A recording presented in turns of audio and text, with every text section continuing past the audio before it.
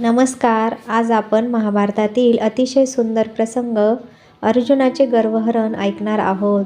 महाभारताच्या युद्धात सुतपुत्र कर्णाचा आरामात वध केल्याने युद्धानंतर अर्जुनाला खूप गर्व झाला. त्याने ही गोष्ट कृष्णासमोर देखील बोलून दाखवली. तेव्हा त्यावर कृष्ण हसू लागला.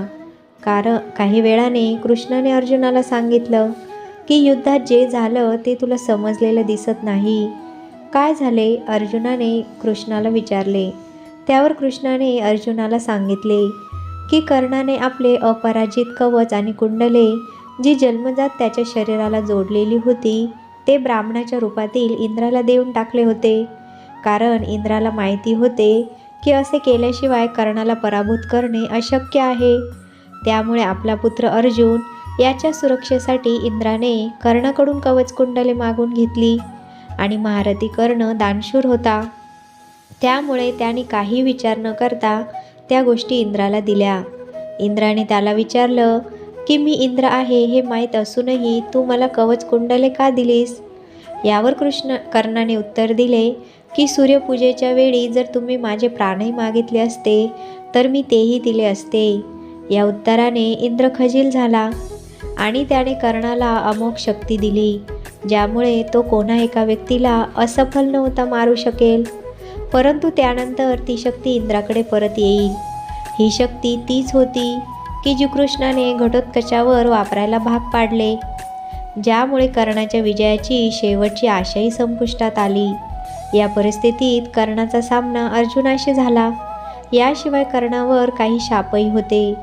पहिला शाप त्याचे गुरु परशुरामांनी दिला होता, कारण त्याने त्यांच्याकडून हे सांगून शिक्षण घेतले की तो एक ब्राह्मण आहे. त्यामुळे जेव्हा भगवान परशुरामांना या खोट्याबद्दल माहिती पडले तेव्हा त्यांनी कर्णाला शाप दिला की जेव्हा तू आपल्या सर्वात कठीण युद्धात असशील आणि जेव्हा तुला या ज्ञानाची सर्वाधिक गरज असेल तेव्हा तुला या ज्ञानातील काहीच आठवणार नाही. त्यामुळेच कर्ण आपल्या मृत्यूच्या दिवशी ब्रह्मास्त्र आणि इतर अस्त्रांच्या वापराचा विधी विसरून गेला. दुसरा शाप असा होता. एकदा कर्ण शिकार करत होता आणि चुकून त्याने एका ब्राह्मणाची गाय आणि तिचं वासरू मारलं. त्या ब्राह्मणाने त्याला शाप दिला की युद्धात कठीण वेळी त्याच्या रथाचं चाक धसेल म्हणजे जमिनीत रुतेल आणि त्याची आवक देखील बंद होईल. त्याचा सारथी शल्य त्याच वेळी तिथून निघून गेला आणि त्याच्या रथाचं चाक जमिनीत धसले होते. तेव्हाच कृष्णाच्या सांगण्यावरून अर्जुनाने त्याच्यावर बाणांचा वर्षाव केला ज्यामुळे त्याचा मृत्यू झाला. कर्ण दानशूर होता. त्याच्या सवयी सभ्यता, सज्जनता आणि दयेने एवढा परिपूर्ण होता की मृत्यू त्याच्या आसपास फिरकू शकला नसता. परंतु कृष्णाने पुन्हा खेळी खेळली.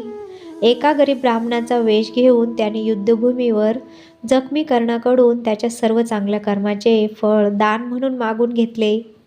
दानशूर असल्यामुळे कर्णाने त्याची ही मागणी चटकन पूर्ण केली. त्याच्या पुण्याचं सुरक्षा कवच त्याच्यापासून दूर झालं आणि अर्जुनाला त्याला मारण्यात अडचण आली नाही. शेवटी कृष्ण म्हणाला, आता अर्जुना तूच विचार कर आणि निर्णय घे की तुमच्या दोघात श्रेष्ठ योद्धा कोण आहे ते. तू म्हणजेच अर्जुन जो माझ्या संरक्षणात आणि माझ्या सल्ल्याने युद्ध खेळत होता, की तो कर्ण जो आपलं फुटकं नशीब घेऊन युद्धात सामील झाला होता. हे ऐकून अर्जुनाला आपली चूक उमगली आणि त्याने मान्य केलं की कर्ण आपल्यापेक्षा खूप महान योद्धा होता. कथा आवडली असल्यास लाईक करा, शेअर करा आणि अशाच नवनवीन कथा ऐकण्यासाठी माझ्या चॅनलला सबस्क्राईब करा. धन्यवाद.